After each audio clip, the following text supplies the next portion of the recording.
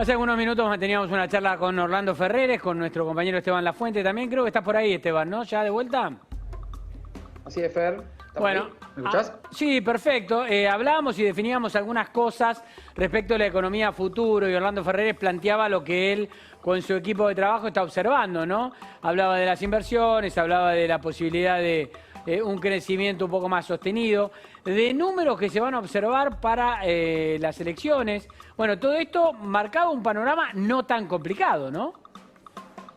Así es, lo que él planteaba es que, un poco teniendo en cuenta la situación del año pasado y los precios de algunas empresas argentinas, lo que establecía es que había algunas opciones de inversión, sobre todo en empresas extranjeras, que veían con buenos ojos invertir comprando empresas. Había mencionado el caso de los supermercados, que se concretó hace poco, y hablaba de empresas de tecnología o empresas de venta de pasajes, como rubros donde había potencial de crecimiento y donde, según nos comentaba, estaban avanzándose operaciones de compra de empresas locales por parte de empresas extranjeras. Sí.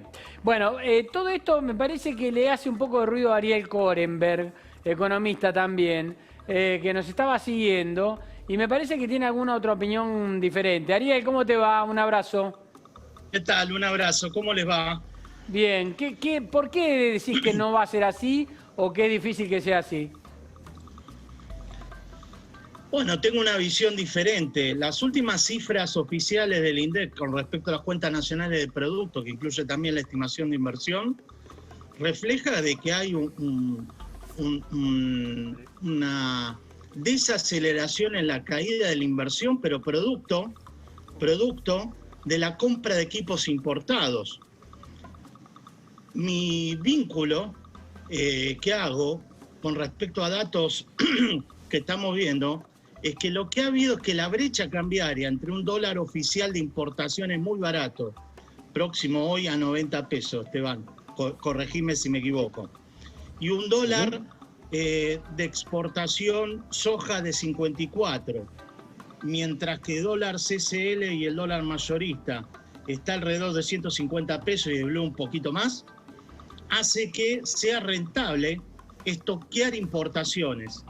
Comprar importaciones aun cuando no se necesiten, en términos de si vos habitualmente usás bienes importados, te convendría y lograste hacer algún ahorro en tu capital de trabajo como empresa, comprar importaciones por adelantado aun cuando no las llegues a vender.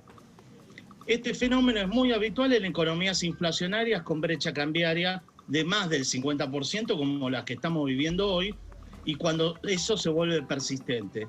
Entonces lo que está viendo es una caída de exportaciones, porque al exportador no le conviene exportar a este tipo de cambio, y una suba muy importante de importaciones, no por virtud de que haya una reactivación necesariamente de la economía, sino por el simple hecho de hacerse de existencia de bienes durables, y acá voy a lo específico, en lo que se ve es un repunte en el material de transporte importado, es decir, vehículos de carga, automotores usados como remises y otros bienes de transporte que son útiles, son bienes de capital, ¿sí?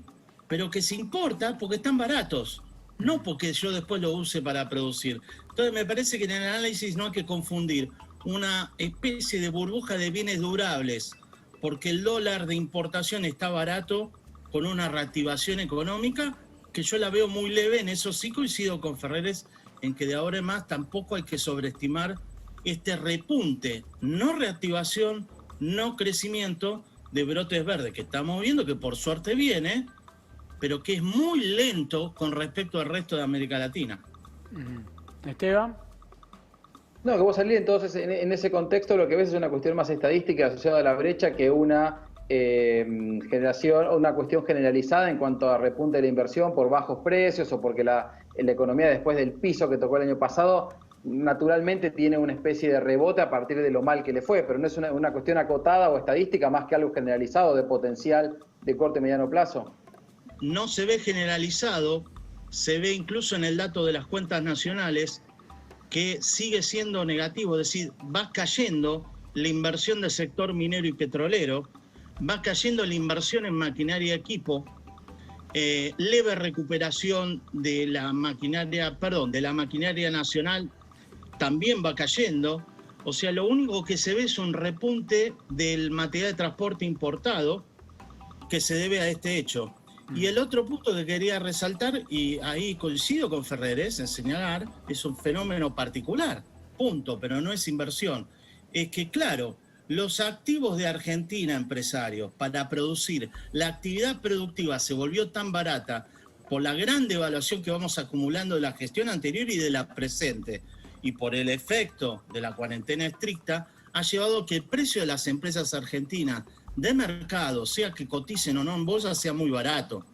Entonces lo que estamos viendo es un fenómeno en este contexto, en este caso, circunscripto a esto, muy parecido a aquel 2001, en donde era muy barato comprar empresas en Argentina. Hay una desnacionalización de empresas argentinas inducida por la política económica de este gobierno, que en su falta de credibilidad hace caer el valor de las empresas argentinas. Eso no es inversión, es cambio de mano. Pero en ese contexto es interesante lo que comentás, porque por un lado es desnacionalización y esto que vos decías de que las empresas están muy baratas, pero al mismo tiempo lo que vimos el año pasado es un montón de empresas que deciden por su operación cerrar, vender e irse del país. ¿Cómo coexiste esto que vos comentás, por otro lado, con empresas que venden porque dicen no es rentable, no tengo modelo de negocio y se van abiertamente del país? Por eso, como en el caso de Edenor, lo que hay es un cambio de manos entre residentes argentinos, en todo caso, que se animan a producir en el sector de servicios públicos totalmente controlado y regulado. Hay que animarse a producir con la incertidumbre regulatoria y impositiva que tiene Argentina. Y eso hay que verificar, podría haber algún inversor que se atreva a invertir en Argentina, pero eso no es inversión. Comprar una empresa en Argentina hoy es comprarla a precio de remate, no necesariamente para que después se pueda utilizar en la actividad productiva. Hay que ver cómo va a venir el repunte de la actividad productiva este año y el próximo, y cómo va a bajar el riesgo país, que aún después de haber renegociado supuestamente exitosamente la deuda pública externa en manos de inversores privados internacionales, hoy el riesgo país sigue siendo el cuádruple de nuestros países vecinos, por el cual no hay señal como para que vengan a invertir. Ese es mi análisis objetivo. No hay grandes noticias de compra de empresas argentinas tampoco. Cosas muy puntuales y muy chiquitas, como las que señaló Ferreres, una empresa de venta de pasaje de micro. Claro, no es nada esto. Claro. En una economía es ínfimo. Ariel, te mando un abrazo, gracias por la participación. No, gracias a ustedes, un abrazo grande. Chao, hasta luego. Esteban, un abrazo. A vos, Fer, hasta luego.